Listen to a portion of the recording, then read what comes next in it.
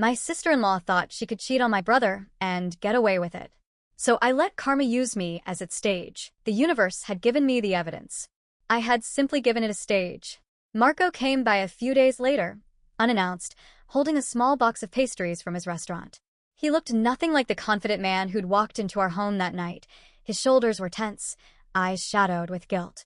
"I needed to apologize," he said quietly. "To all of you. I didn't know she was married. I swear I didn't. When I found out," his voice cracked slightly, "I felt sick. I should have known something was off, but I didn't want to see it." My father gave a curt nod. "You were deceived, same as we were." Daniel didn't say much, just shook Marco's hand once before walking away. But I could tell it mattered. That acknowledgement. It helped close a door. My mother lingered a moment longer, her tone softer. "You were a victim too," she said gently. "Don't carry her sins as your own." Marco's eyes lifted, surprised, maybe even grateful. "Thank you, ma'am." When they left, it was just the two of us, me and Marco, standing in the quiet of the living room. The silence stretched, heavy with things unsaid.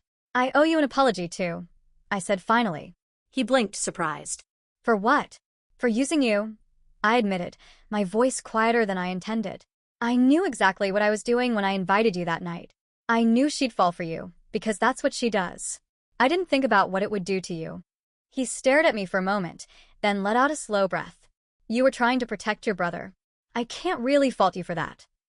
"I still hurt you," I said. A faint smile curved his lips. "Yeah, maybe a little. But I've been in worse kitchens." I laughed softly despite myself. The tension between us eased just a little, replaced by something gentler. "If you ever want dinner that doesn't end in chaos," he said, that familiar warmth returning to his tone, "I owe you one. On the house." I smiled. "I'll think about it." A few nights later, I went back to that rooftop bar. Same corner, same dim lights.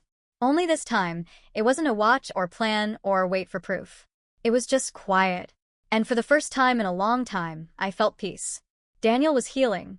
He'd started smiling again, small, real smiles that reached his eyes. A few weeks ago, I took him to Marco's restaurant. It was awkward at first, like walking through the ghost of something painful.